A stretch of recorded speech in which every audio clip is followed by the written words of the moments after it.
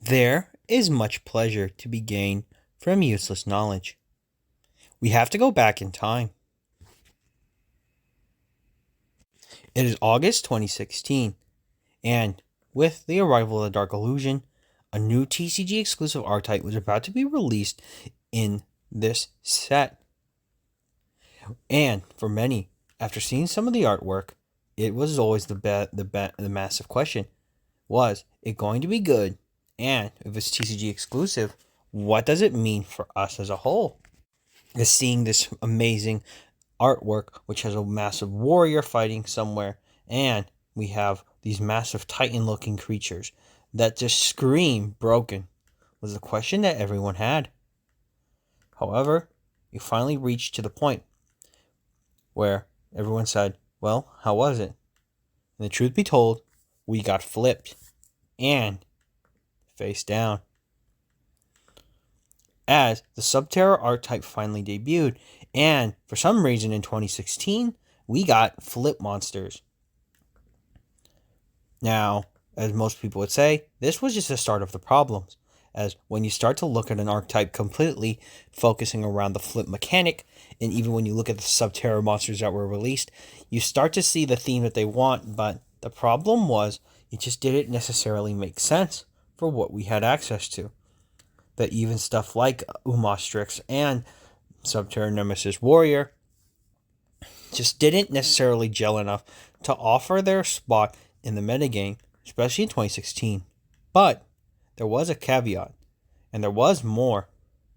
This being the best card in the archetype as a whole that was released in this first set.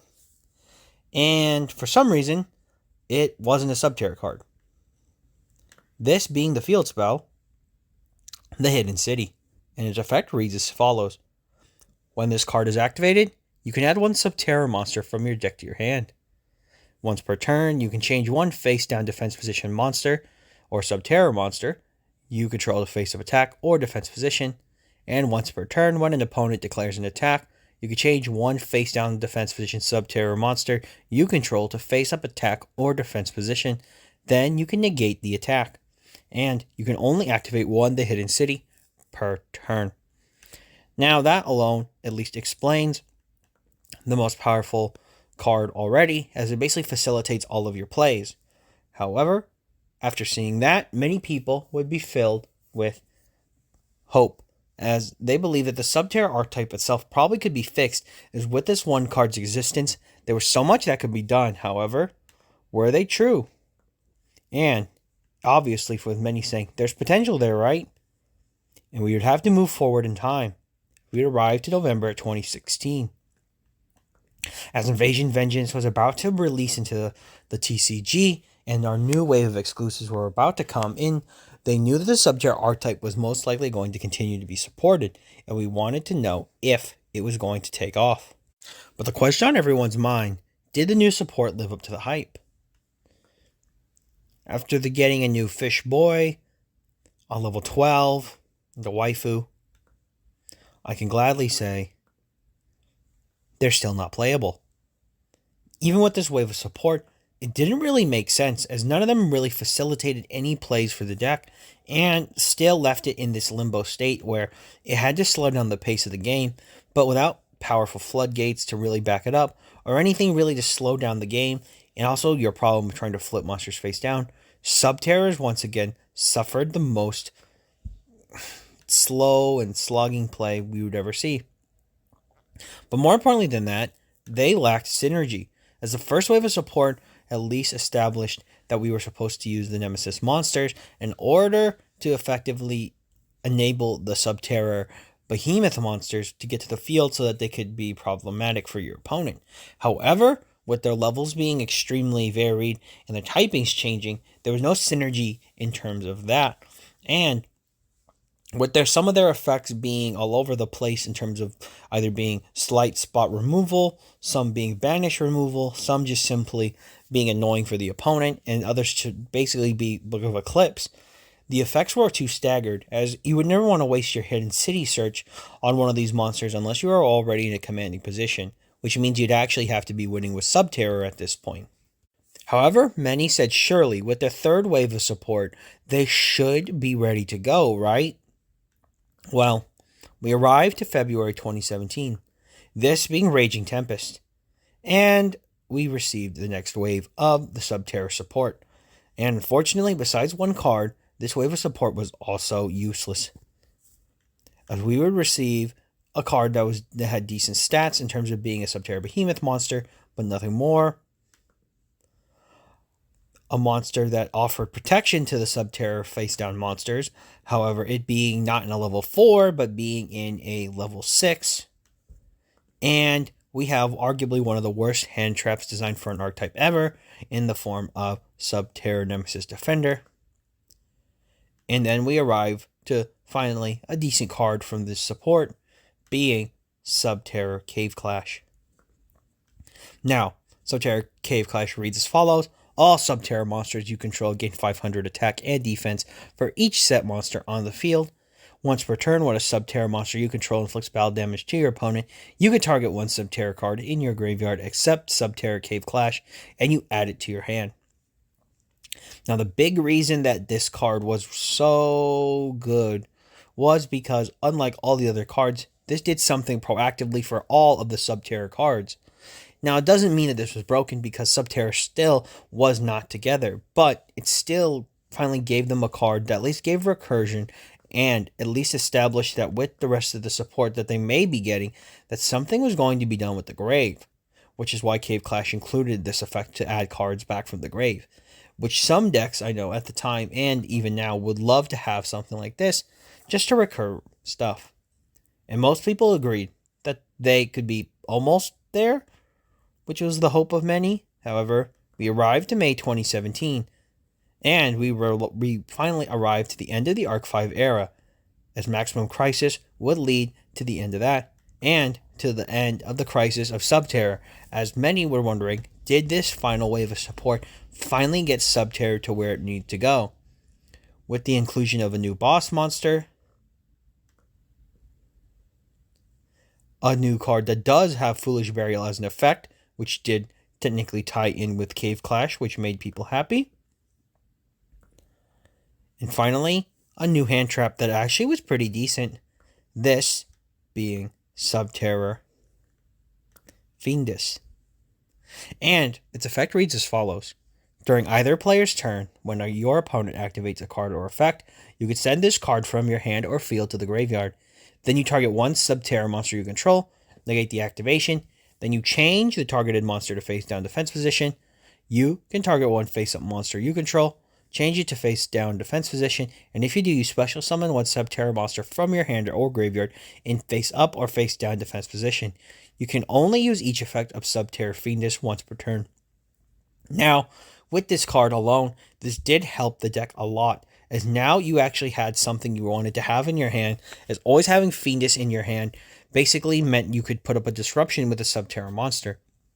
More importantly than that, it actually having a very good effect on field allows the deck to actually utilize the behemoth monsters outside of their own summoning conditions, which was one of the biggest problems with the behemoth monsters as a whole, as unfortunately for all of the behemoth monsters, which I haven't really had a chance to talk about, the reason a lot of them have problems is that if you don't open any of the lower level Subterror monsters, or any monster that can actually flip itself up, having a flip effect, the Subterror behemoths are a waste of space, as effectively they're bricks in your hand, as they do need monsters to be flipped face up or face down in order to summon themselves out with their special summoning conditions.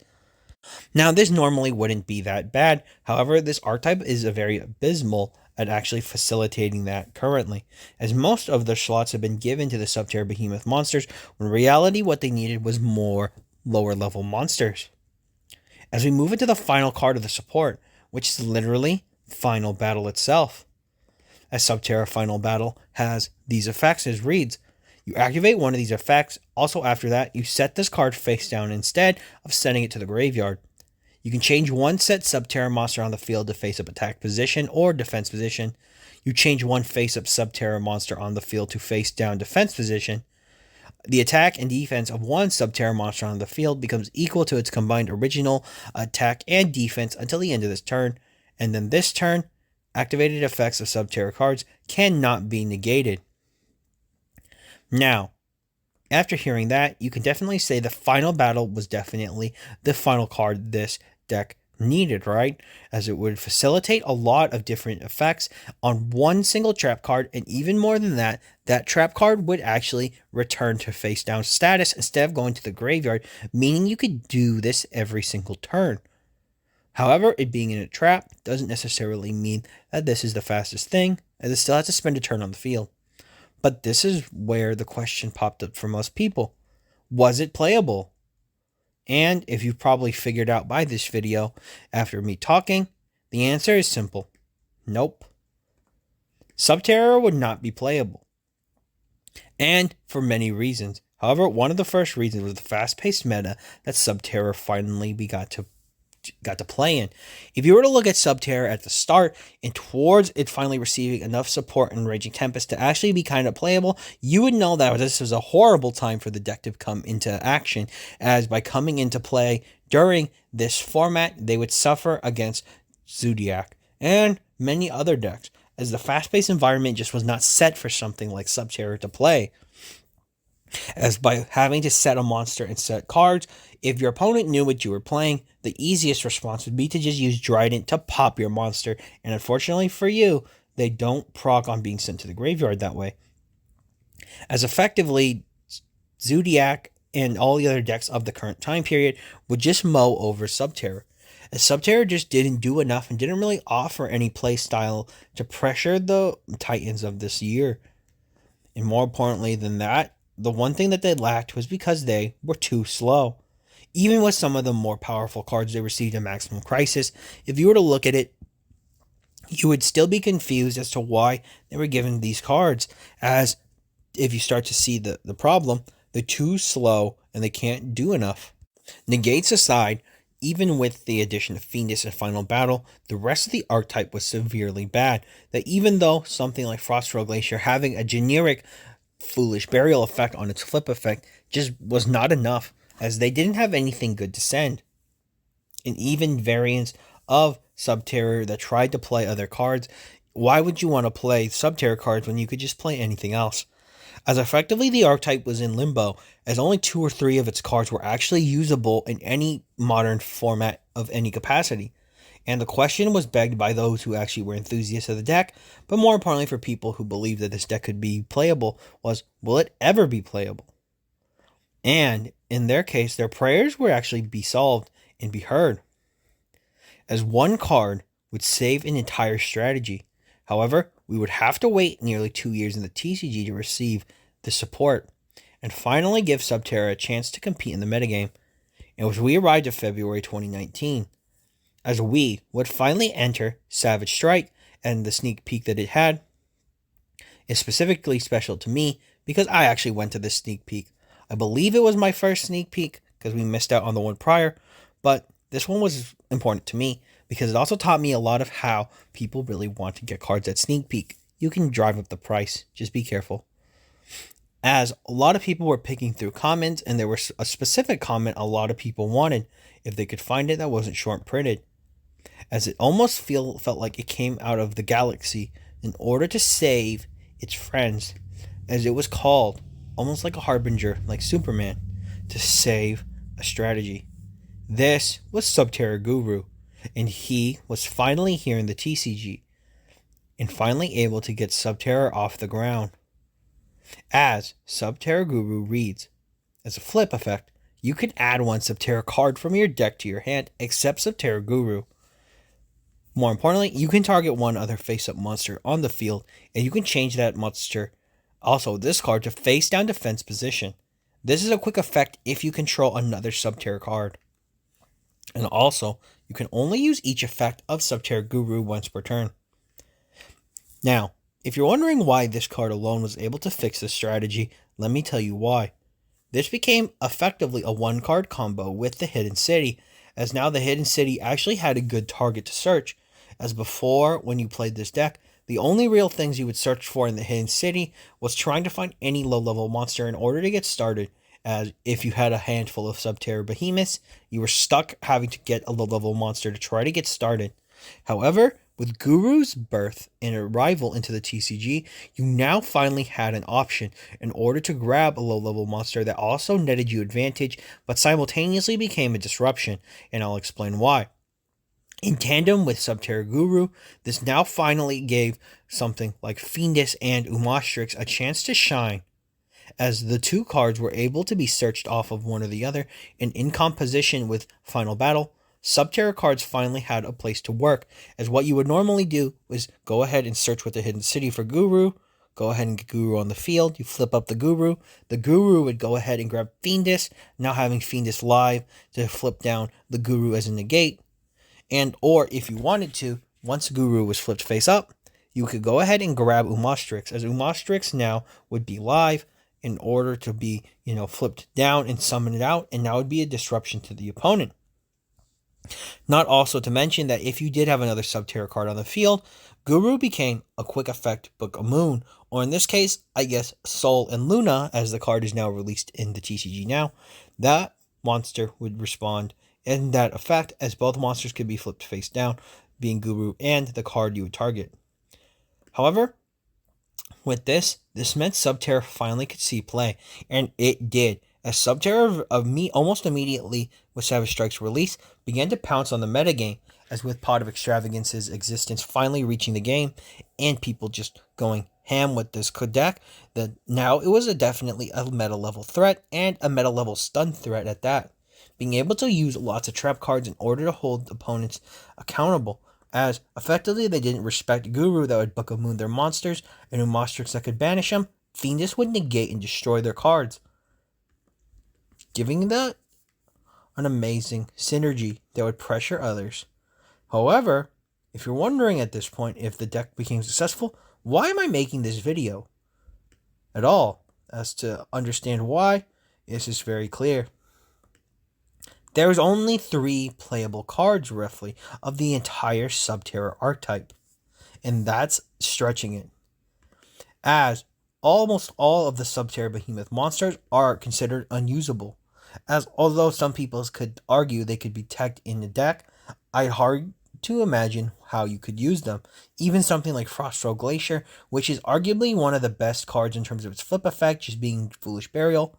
All of the other Subterror Behemoths don't do anything for the archetype at all, and there's no reason to play them in their deck.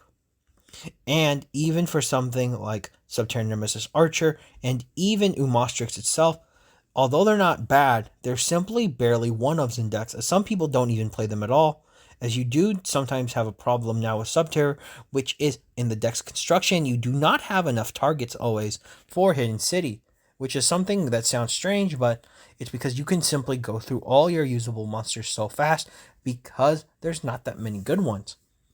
And in this case, you wouldn't want to put it out past them. And I didn't even mention the Link monster because it's so bad for the flip archetype itself. It doesn't even make sense why Subterror received a Link monster if it wasn't going to facilitate their strategy. As, unfortunately, almost every Subterror card ends up as garbage and remains that status up until today. And unfortunately for Subterror, their death were by their own design. Now, this is Brad from the TheADDARMY signing off. And for all of you out there to sign on.